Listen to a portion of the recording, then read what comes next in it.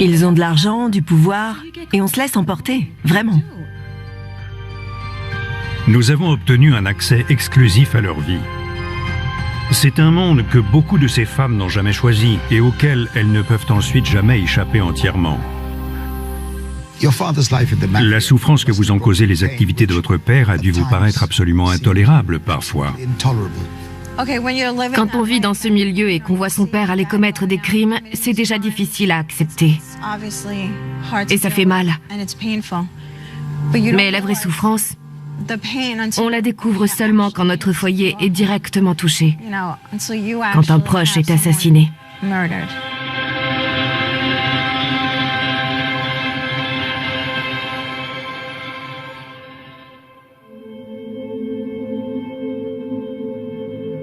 Amy et Anthony sont en couple depuis 6 mois. Amy l'ignorait au moment de leur rencontre, mais Anthony est un ancien membre de haut rang de la famille Colombo, pour laquelle il a extorqué des centaines de milliers de dollars et commis des meurtres. Nous sommes à Bensonhurst, à Brooklyn, un quartier notoire de la mafia. C'est là qu'Anthony a grandi. C'était le cirque ici. Les gens mouraient dans tous les coins assassinés. On retrouvait des cadavres partout et il y avait des groupes qui tuaient ceux qui refusaient de les payer, en un clin d'œil. Amy, vous n'aviez jamais vu un tel quartier. Vous êtes de Floride. C'est votre premier séjour à New York. J'ai grandi entre les Keys et les Fort Lauderdale. Je passais mon temps sur la plage. J'étais toujours dans l'eau ou sur un bateau. C'était un milieu aisé. Oui, Vous devez être surprise du tournant qu'a pris votre vie. c'est clair. Je le dis tout le temps. Je n'ai pas fait une bonne affaire. Désolée. Pas de souci, je te laisse descendre. Ne vous disputez pas. On ne va pas se disputer. Bien. Ou plus tard, à l'hôtel. N'empêche, Anthony, quand on voit ce quartier aujourd'hui, c'est difficile d'imaginer à quoi il ressemblait pendant votre enfance. Ouais. Vous voyez ce bâtiment? Oui. C'était un bar où je traînais souvent. J'allais chercher mon argent là-bas. Ceux qui m'en devaient me l'apportaient. Le vendredi soir, j'allais récupérer mon fric, je payais ma tournée et puis je rentrais. Qu'est-ce qui arrivait à ceux qui ne payaient pas? Si c'était des bons payeurs qui avaient pris du retard, je laissais courir 1 semaine ou 2. Mais s'ils continuaient à faire traîner mon fric, ils savaient qu'ils allaient le regretter. J'étais un peu agressif. Un peu agressif, vous dites. Ouais. C'est-à-dire? C'est-à-dire que, quand on me cherchait, je démarrais au quart de tour sans discuter. J'allais voir le type, je lui réglais son compte et après, on pouvait discuter.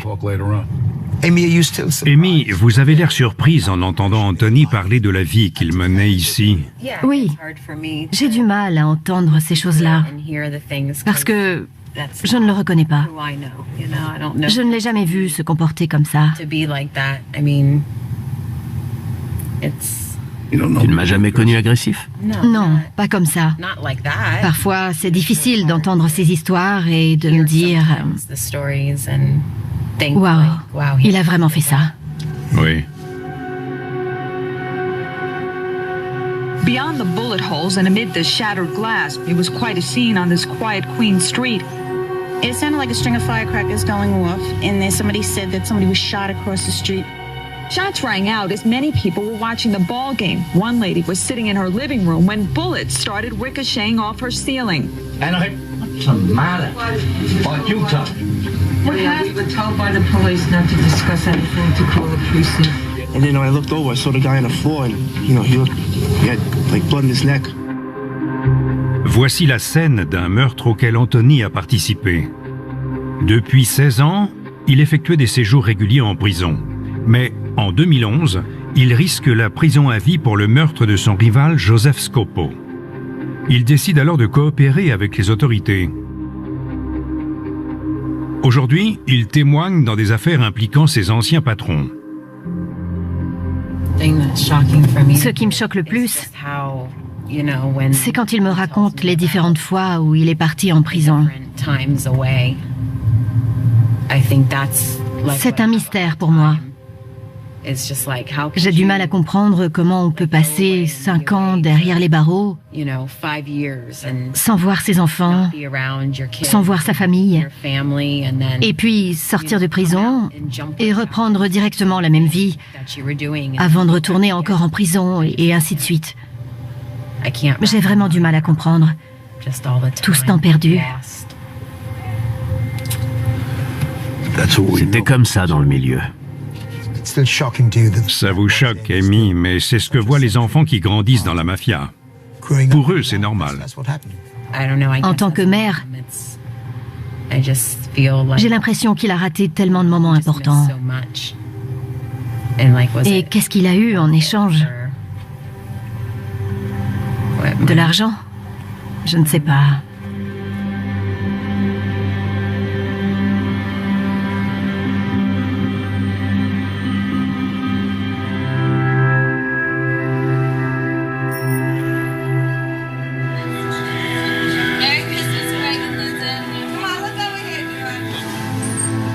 Ces vidéos nous ont été confiées par Linda Scarpa. Toute sa vie, elle a baigné dans l'univers de la mafia. Ces images datent de son mariage. All right, beautiful. Now, when you get a chance, you're just gonna give a little wave goodbye, whenever you're ready. Elle est née dans l'une des familles les plus incontournables de l'histoire de la mafia. Je me rends à Staten Island pour la rencontrer. Son père était Greg Scarpa Sr. Il avait tellement de sang sur les mains qu'on le surnommait le faucheur.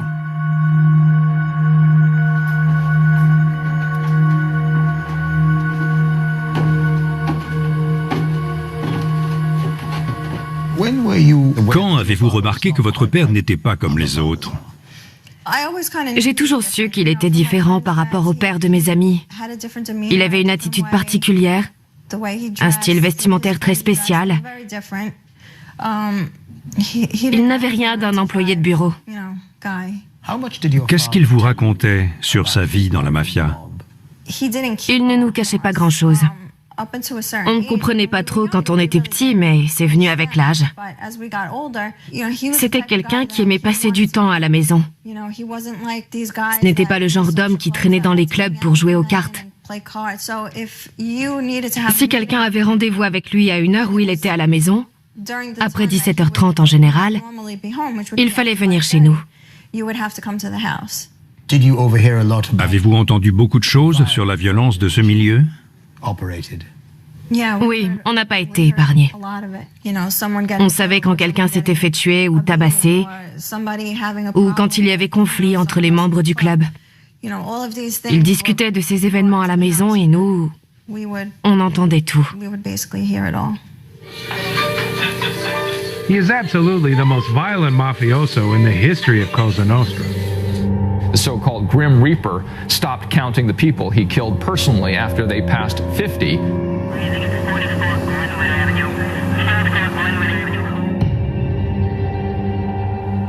Durant près de 40 ans, le père de Linda s'est livré à une véritable série meurtrière.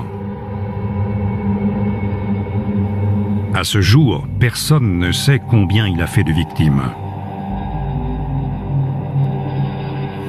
There isn't anything on earth that I will hide from or back up from.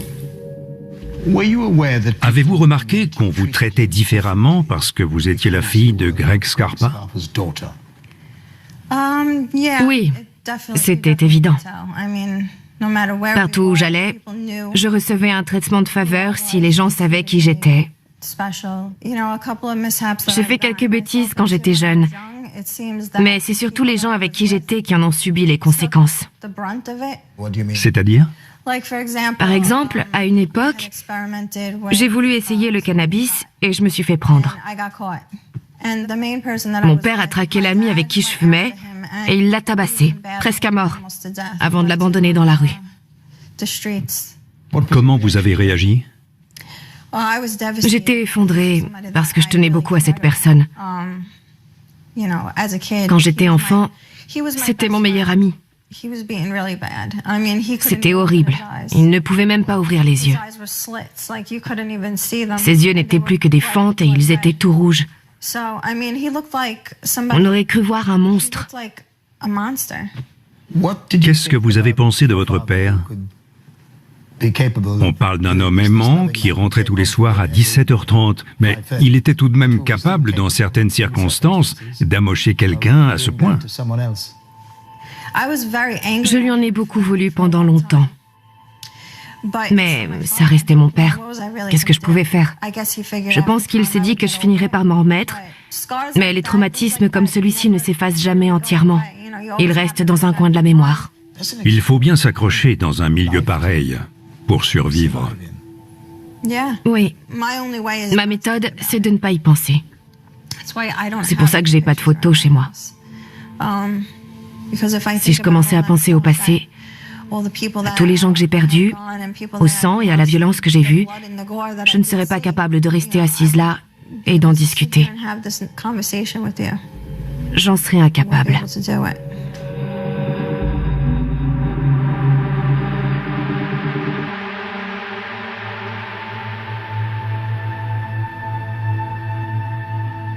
Vous ne pourrez jamais vous mettre à ma place.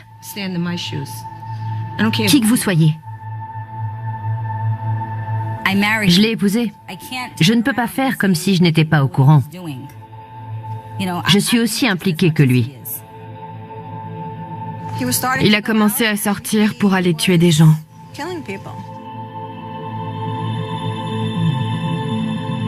Quand il tuait une personne, ça lui donnait la motivation d'aller tuer la suivante.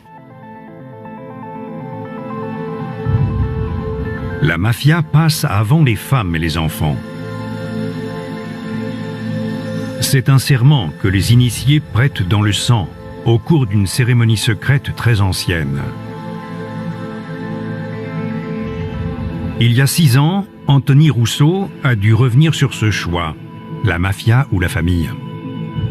Il faisait partie des cibles principales du FBI lors de sa plus grande opération anti-mafia.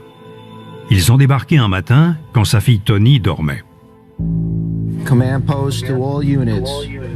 6 a.m., go ahead and execute. 6 a.m., go ahead and execute. The FBI says it is conducting what it calls the biggest mob roundup in New York history. Agents fanned out to arrest more than 100 suspected mobsters on gambling, drug extortion, and murder charges. Colombo Acting Capo Anthony Russo is charged with the 1993 murder of underboss Joseph Scopo during the Colombo family war between the Arena and Persico factions. Est-ce que vous aviez compris ce qui se passait? Non, pas vraiment. J'avais jamais cherché à savoir pourquoi mon père allait en prison. Sauf que cette fois, tous les médias en parlaient. Vous aviez déjà été arrêté. Vous pensiez que c'était différent cette fois? Je devais répondre de 63 charges. Donc je savais que j'étais mal barré. Cette fois, j'allais pas faire 2, 3 ou 5 ans de prison puis rentrer chez moi, fallait pas rêver. Ouais. Je savais que c'était sérieux. Surtout avec les meurtres. Aviez-vous commis tous les crimes listés? Oui, j'ai commis tous les crimes dont j'étais accusé. Quel était votre pire cauchemar quant à votre sort? Mourir en prison et jamais revoir mes enfants, vu que je venais seulement de rentrer. Je n'avais jamais passé plus de 3 ans chez moi. Je finissais toujours par retourner en prison. Je pensais à mes enfants. Vous avez vu votre père se faire arrêter et vous n'aviez aucune idée de quand il sortirait? Ouais. J'ai grandi presque sans le voir, donc j'étais habituée. Mais la dernière fois qu'il est rentré, on a tissé un vrai lien avec lui, mes frères et moi. On était devenus assez grands pour faire des choses avec notre papa et il nous sortait. On était devenus proches. Qu'est-ce que vous avez pensé quand votre père a décidé de coopérer? J'étais contente. Je préfère le savoir près de moi plutôt qu'en prison.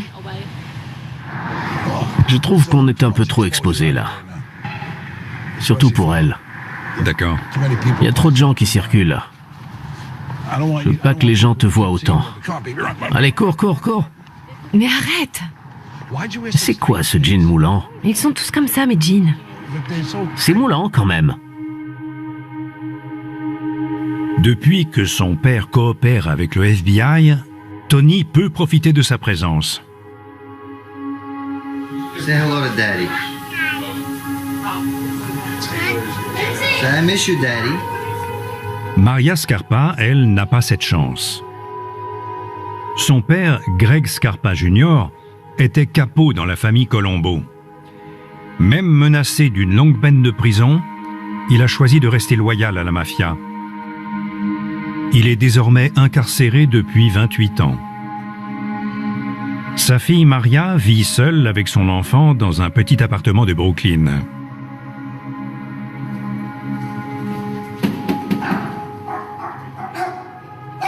Le jour de notre rencontre, elle avait organisé un rendez-vous téléphonique avec son père. Il est atteint d'un cancer et sa santé est précaire. Ça m'inquiète qu'il n'ait pas encore appelé. Je ne sais pas s'il est à l'hôpital ou en isolement. Tout est possible. Tout peut arriver là-bas. Oui. Bonjour, j'attendais un appel de mon père, mais il n'a pas encore téléphoné. Je me demandais s'il était en isolement. Je suis un peu inquiète. Tout va bien pour le moment? Oui. Merci, au revoir. Vous êtes inquiète quand vous n'avez pas de nouvelles? Ah oui, je passe mon temps à harceler la prison, à longueur de journée.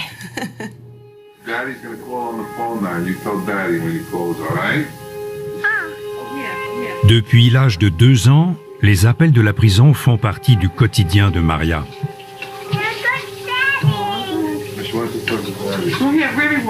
Hi, I love you. I miss you. Bye. Greg? Hi. Vous n'aviez que 2 ans quand votre père était en cavale avant de se faire arrêter par le FBI. Oui. Quels sont vos souvenirs de ce jour? C'était une journée très difficile. Beaucoup de personnes ne me croiront pas parce que je n'avais que 2 ans à l'époque, mais pourtant, je me souviens de ce qui s'est passé.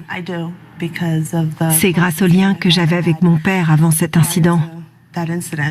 Je me souviens que ma mère criait et moi, je me suis accrochée à lui. Vous étiez accroché à lui? Oui. Pendant qu'il l'arrêtait? Oui. Je voulais rester avec lui. C'était lui qui s'était occupé de moi depuis ma naissance, parce que ma mère a fait une dépression postpartum. Il a fait énormément de choses pour moi. On a développé un lien qu'on voit plus souvent entre une mère et son enfant. Le souvenir d'un jour comme celui-ci ne s'efface jamais vraiment. Jamais. Et il engendre beaucoup de stress plus tard dans la vie. Dans les rapports aux autres, surtout. On a toujours peur que quelque chose ou quelqu'un qu'on aime nous soit arraché violemment. Est-ce que vous avez déjà espéré que votre père coopère avec les autorités comme d'autres mafieux pour obtenir une peine moins sévère et vous voir plus souvent? Franchement, je sais ce que ça implique de faire un serment comme celui qu'il a fait. Je sais dans quoi il s'est engagé. C'est comme ça. Vous n'avez pas l'air de lui en vouloir, malgré les conséquences que vous avez subies dans votre vie. Non, pas du tout. Parce qu'il n'a fait que suivre sa voie. Il est né dans ce milieu et c'est comme ça que ça se passe. Kiss Grandpa. You getting it? Yeah. Love you. I love you, Grandpa. Love you. La vie de Maria et de sa famille était marquée par la présence de son grand-père, Greg Scarpa Sr. Look in there and say, hi, Daddy. Hi, Daddy. Say up See you yours. soon. Daddy, I got my period. Say, I got my period, Daddy. Pourtant, dans le secret le plus total, le faucheur est resté pendant 30 ans un informateur du FBI. Grâce à cet arrangement extraordinaire, il a pu éviter la prison et poursuivre son œuvre meurtrière. Les conséquences sur sa fille Linda ont été dévastatrices.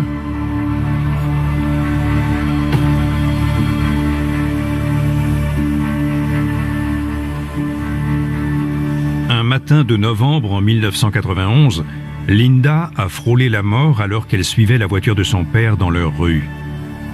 À ce carrefour, il a été pris en embuscade par une équipe de tueurs. Un grand camion bloquait la route devant moi. J'ai entendu des bruits, pop, pop, comme des feux d'artifice.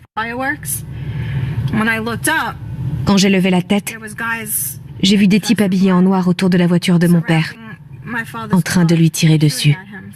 Pouviez-vous voir s'ils avaient déjà touché sa voiture?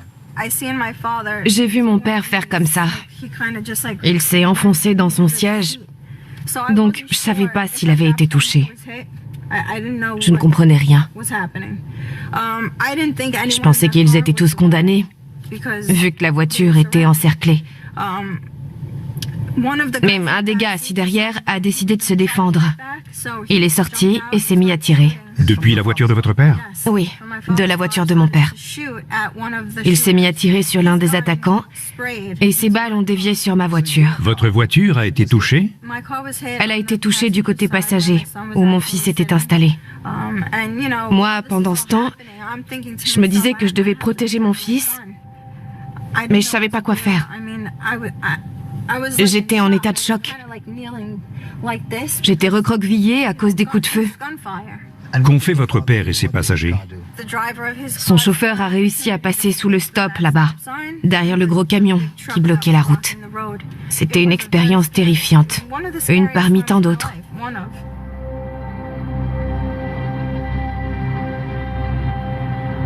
Après cette tentative de meurtre sur son père, Linda finit par rentrer chez elle avec son fils de 9 mois. Son père les rejoint quelques instants plus tard. D'un coup, je l'ai vu franchir la porte. Il nous a regardés, le bébé et moi, et j'ai lu la peur dans ses yeux, sur son visage. Il s'est effondré en voyant qu'on allait bien. Vu que lui non plus, il ne savait pas si on avait survécu. Il était très ému. Mais ensuite, son émotion s'est transformée en rage.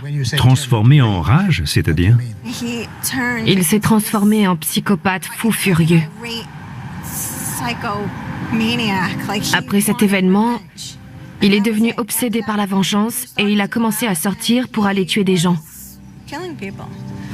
Par exemple, un soir, il est sorti et il a tué quelqu'un. En rentrant à la maison, il était absolument ravi d'avoir tué cette personne.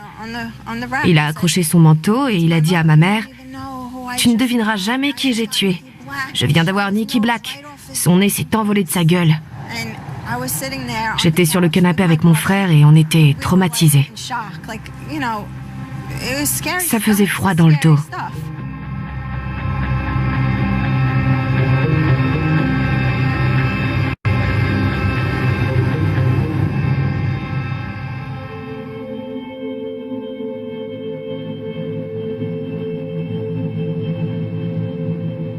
Beyond the bullet holes and amid the shattered glass, it was quite a scene on this quiet Queen Street.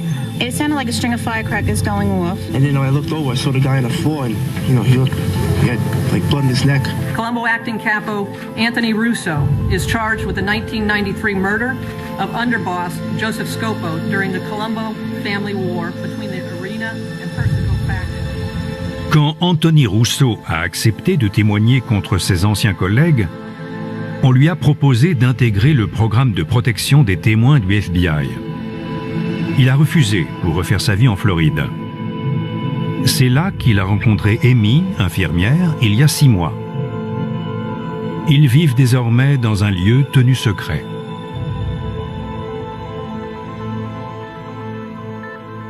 Amy, que saviez-vous sur la vie d'Anthony avant de faire sa connaissance?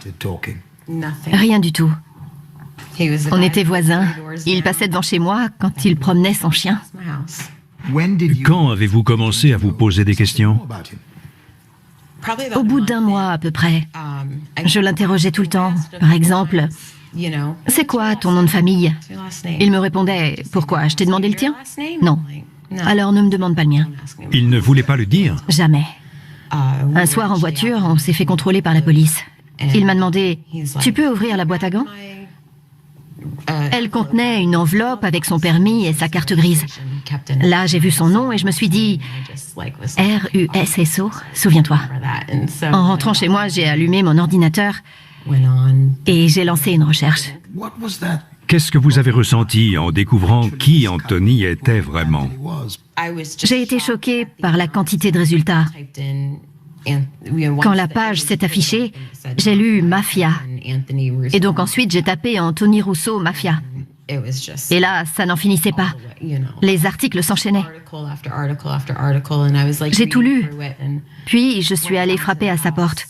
Je lui ai demandé, on peut discuter? Et il a dit oui. Elle s'est ramenée avec une tablette, elle l'a activée, et elle m'a montré une photo de moi en disant « C'est toi ?» J'ai répondu « Non, je suis plus beau que ça. » Mais ensuite, j'ai capté qu'elle avait consulté Internet. Ça m'a vraiment énervé. Sur le coup, je lui ai dit de partir. Je n'arrive pas à y croire. Tu as fait une recherche sur moi, sur Internet. Et la confiance alors? Ça fait déjà 1 mois qu'on est ensemble. Je suis comme je suis. Tu as bien pu te faire une idée sur ma personne depuis le temps, non? Elle ne comprenait pas ma réaction, donc je lui ai dit de rentrer. Rentrer chez moi? Je me suis dit que j'aurais peut-être mieux fait de ne rien dire. T'as eu l'impression d'avoir fait une bêtise? Oui. C'était le cas. Oui, merci. Je regarde tout le monde sur Internet. Même moi. Tout le monde. Est-ce que c'est facile d'expliquer le quotidien que vous aviez à des gens comme Amy? Quel genre de détails vous pouvez donner? Je n'allais pas jusqu'à décrire mes gestes quand je tuais quelqu'un ou que je tabassais quelqu'un avec une batte de baseball. Je ne rentrais pas dans ces détails-là. Évidemment, c'est difficile d'expliquer comment je gagnais ma vie. C'est délicat. Amy, est-ce que votre première réaction a été de dire « Stop, je dois mettre un terme à cette relation » ? Non. Je n'y ai même pas pensé. C'est ce que j'ai cru quand j'ai vu cette photo. Arrête. Quelque chose en moi me disait que je n'avais plus la même personne en face. Pour moi, il n'était pas comme ça. Je n'avais pas peur. Je lui dis ça tout le temps. Je n'ai pas peur de toi. Je ne suis pas du tout inquiète en sa présence. Je l'aime.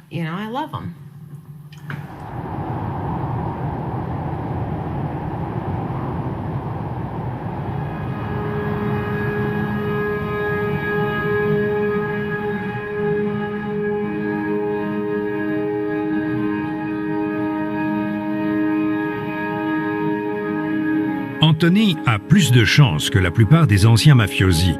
Il a gagné la confiance d'une personne comme Amy. Mais tout le monde n'a pas le droit à une deuxième chance.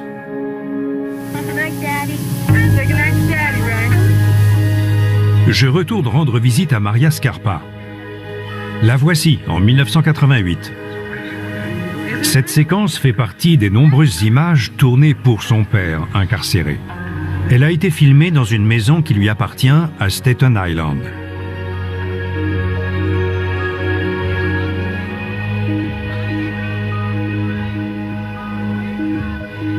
Maria a repris un rendez-vous pour parler à son père. On lui a dit que la dernière fois, il était à l'hôpital pour un contrôle de routine. Bonjour, vous avez un appel de... C'est mon père. Greg Scarpa. Vous pouvez commencer à parler. Bonjour ma chérie, ça va? Salut papa. Comment tu vas? Quoi de neuf? Ça va bien, je suis avec Trevor. Trevor, mon père. Comment ça va? Bien, on fait aller. On doit rester positif. Justement, est-ce que c'est difficile pour vous de rester positif et d'entretenir votre relation avec votre fille? Ça n'a rien de difficile parce que ma fille et moi, on se comprend. On joue avec les cartes dont on a hérité. D'ailleurs, c'est moi qui les ai distribuées. Et j'ai fait des erreurs. Mais j'ai une fille aimante et on se débrouille avec ce qu'on a. Ce n'est pas difficile du tout. Je suis en contact avec tous mes enfants. Le plus difficile, c'est sûrement d'avoir manqué autant d'étapes essentielles de leur vie, j'imagine. Ah oui, il y a des moments où je suis assis dans ma cellule à me demander comment j'ai pu faire ça. Comment j'ai pu en arriver là? J'ai toutes sortes de photos et d'albums avec moi. Je les parcours et je me dis « Ah, regarde ce que j'ai manqué. Et ça me fait mal. C'est indéniable. » Étant donné le prix que vous avez payé, vous, votre famille et votre fille, est-ce que vous avez déjà envisagé de coopérer avec les autorités pour vous faciliter la vie? J'ai réfléchi à cette question la première fois où j'ai été arrêté. Je me suis demandé comment je pourrais faire une chose pareille, sachant que mon père était toujours en vie. J'ai dit que j'étais incapable de parler et ça s'est arrêté là.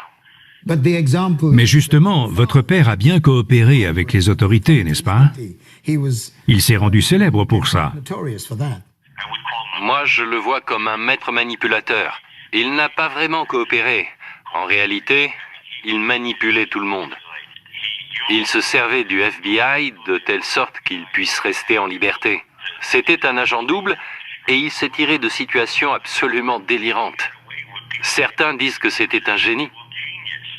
Est-ce qu'il y a des moments où vous vous dites « Mon père et moi, quand même, on en a vraiment fait baver à Maria, avec tous les actes qu'on a commis tous les deux ». Oui, je peux l'admettre. Et c'est pour ça que j'aime autant ma fille. C'est ma petite chérie.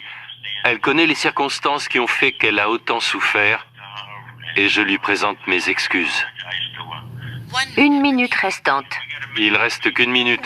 Papa, on se rappelle. Je t'aime. Ok, moi aussi, ma chérie. Je t'appelle ce soir, d'accord?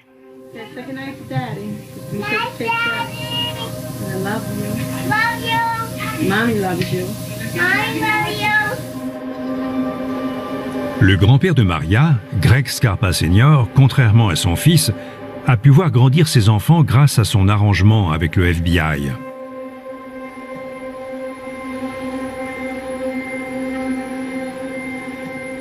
Pour sa fille, Linda, ces images ne sont qu'une source de souffrance. Son petit frère, Joey, a été tué par la mafia à seulement 23 ans. Son père était mort du sida quelques mois plus tôt. Il l'avait contracté lors d'une transfusion sanguine. Ils partagent la même tombe.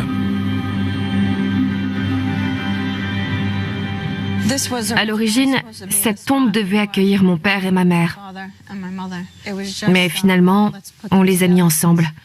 Mon père manquait tellement à mon frère qu'on a voulu les réunir. Il était comment, votre frère, Joey? Mon frère avait beaucoup d'humour. C'était un gamin au grand cœur. Je dis gamin parce qu'il est toujours resté mon petit frère. Il avait des surnoms pour tout le monde. Il était toujours en train de plaisanter, de rire. Le plus triste, c'est qu'il ne voulait pas d'une vie comme celle-là. Il n'était pas dans la mafia, techniquement. Mais il restait le fils de mon père et, au bout d'un moment, il a fini par être impliqué dans le trafic de rue. Ceux qui rentrent dans le monde de la drogue n'en sortent jamais intacts. Jamais. Personne. La souffrance que vous ont causée les activités de votre père a dû vous paraître absolument intolérable, parfois. Quand on vit dans ce milieu et qu'on voit son père aller commettre des crimes, c'est déjà difficile à accepter. Et ça fait mal. Mais la vraie souffrance, on la découvre seulement quand notre foyer est directement touché, quand un proche est assassiné.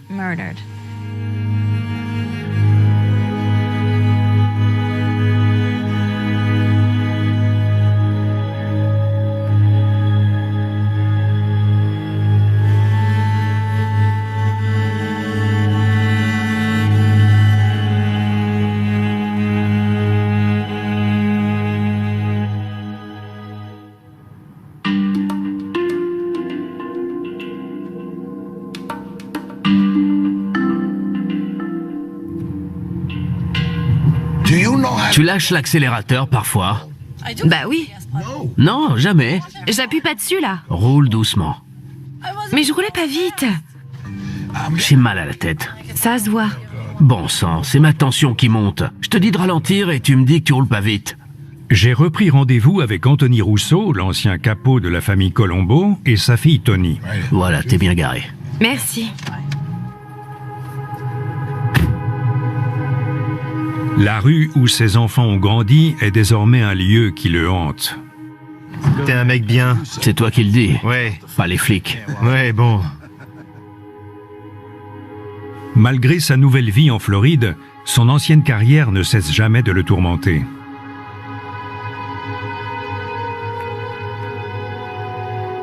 Il y a quelques mois, son fils Michael est décédé d'une overdose. Il n'avait que 20 ans. Tout le quartier est venu participer à la veillée. Le surnom de Michael est toujours inscrit dans la rue en cire de bougie. C'est fou, c'est toujours aussi net depuis le temps. Ça doit faire... Presque 3 mois. C'est parti pour durer. Dans l'ordre naturel des choses, on n'enterre pas ses enfants. Non, c'est nos enfants qui sont censés nous enterrer. J'ai du mal à parler de lui parce qu'il me manque. Vous vous souvenez de quoi? De tout. Je suis désolé. Cette tragédie doit vous paraître encore plus terrible quand vous revenez sur votre vie et sur le temps que vous avez passé en prison, loin de Michael et de votre famille. Oui, comme je disais, c'est un regret que je porterai toujours en moi. Il avait 20 ans quand il est décédé. Et moi, sur ces 20 ans, j'en ai passé 12 en prison. En gros, j'ai pu passer 8 ans avec lui. C'est dur à accepter. Toni, vous pensez que votre père se sent coupable? J'ai l'impression qu'il regrette de ne pas avoir été présent. Mais il n'a pas raison de se sentir coupable. Je sais qu'il s'en veut d'avoir passé autant de temps loin de lui. Mais en fin de compte, c'était un accident. Personne n'aurait pu le sauver. Avez-vous réussi à protéger Michael de ce milieu? J'ai essayé de protéger tous mes enfants de ce milieu. Je leur disais que j'étais l'exemple parfait de ce qu'il ne fallait pas faire. Faites le contraire de ce que fait papa, vous réussirez. C'est délicat de devoir dire à ses enfants de ne pas suivre ses traces. Les pères sont censés montrer l'exemple. Oui, je ne voulais pas qu'ils me prennent comme modèle. J'étais le pire exemple qu'ils puissent avoir et j'en avais conscience. Je le répétais tout le temps et à ma fille aussi. Je lui disais, si tu ramènes un gars qui me fait penser à moi, je le mets à la porte. Ne fais pas ça. Va plutôt te trouver un informaticien. Toni, est-ce que votre père a réussi à vous tenir éloigné de son milieu? Oui, ça me gêne de traîner avec certaines personnes et de regarder certains films. J'évite tout ce qui a un rapport avec ça.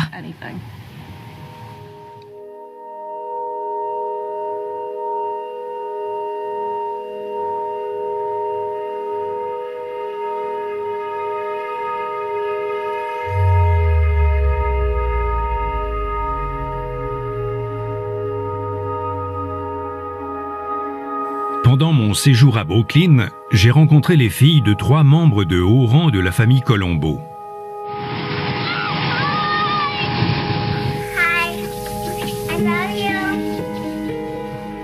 Elles vivent toutes avec les conséquences profondes du rôle de leur père dans la mafia.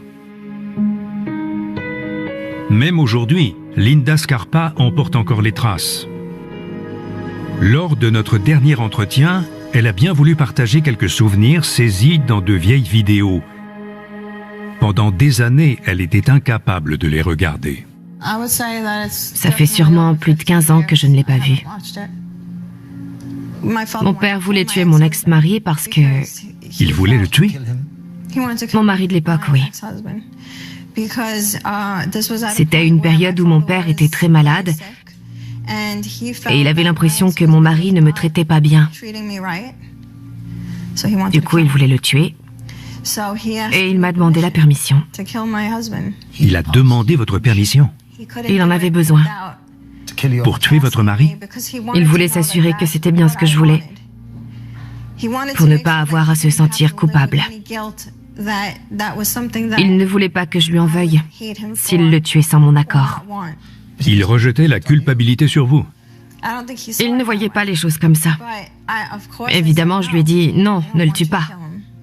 Je suis soulagé. Oui.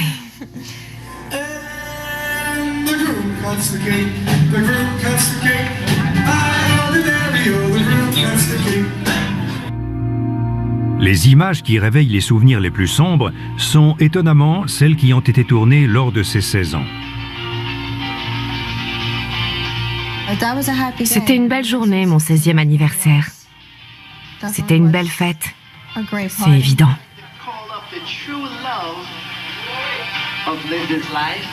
I'm talking about Daddy. Come on down to my candle number 16.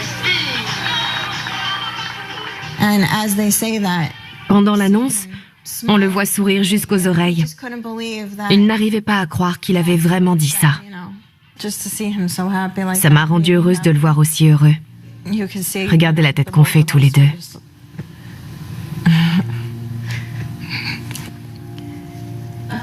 Et ce passage-là, regardez-le. Est-ce qu'il a l'air d'un homme violent? Non. C'était plutôt... Pour moi, c'est un homme extraordinaire qui a fait beaucoup d'erreurs. Mais regardez-le. Il était bien l'amour de ma vie. Ça se voit. Il a même un chewing-gum. C'est à cause du stress. Rétrospectivement, est-ce que c'est l'un des plus beaux moments de votre jeunesse? Oui. C'était une belle journée. Happy birthday, dear Linda. Quand je vois ça, je me dis que j'avais tout pour moi.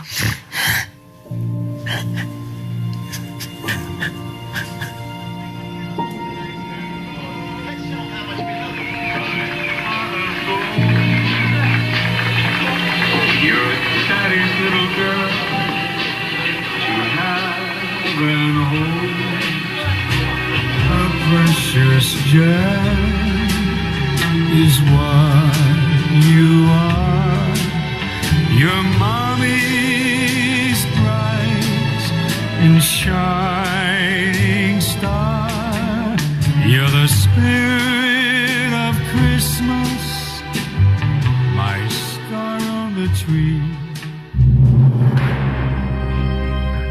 Dans le prochain épisode, vous avez l'air de dire que parler aux autorités, c'est une trahison presque aussi grave que l'infidélité. Oui, j'en suis convaincue. Je rencontre les épouses et on assiste en exclusivité à un mariage dans une communauté secrète.